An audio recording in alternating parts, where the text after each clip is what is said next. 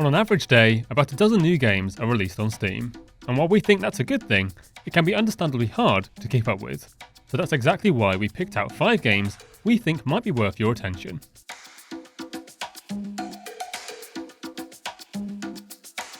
Recursive Ruin is a first-person puzzle game, set in an infinitely recursive landscape, a concept that would draw immediate comparison with Manifold Garden. But whereas Manifold Garden explored labyrinthine Escher-like structures, Recursive Ruin takes its visual cues from the world of fractals.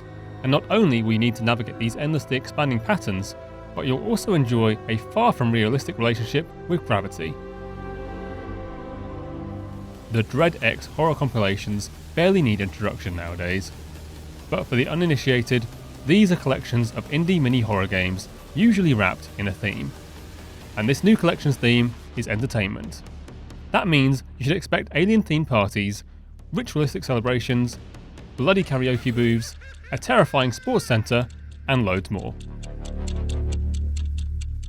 Deadcraft is a game about murdering droves of zombies, but with an interesting twist.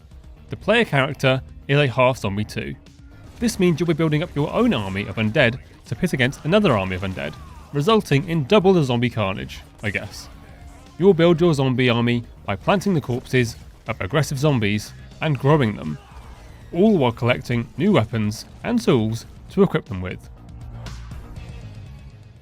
Launching into early access last week, Virtual Circuit Board is a sandbox logic simulator that basically gives you the tools to make logic circuits of any complexity you like. Do be warned though, Virtual Circuit Board isn't presented as a game per se, as there are no preset problems to solve. By contrast, you'll need to set your own goals, and Studio Revere Foundry recommends having some basic knowledge about logic gates and also a little bit of programming knowledge. Here's another first-person puzzle game, though Eternal Threads has you manipulating and making sense of time, rather than non-Euclidean fractal worlds. Set in contemporary England, it's your job to examine the decisions and events that led to a fatal house fire, and manipulate the past in order to avert disaster. The whole 7 days before the fire are available to explore straight away, and you'll need to be constantly shifting forwards and backwards through this period in order to understand what happened, and ultimately prevent tragedy. Thanks for watching.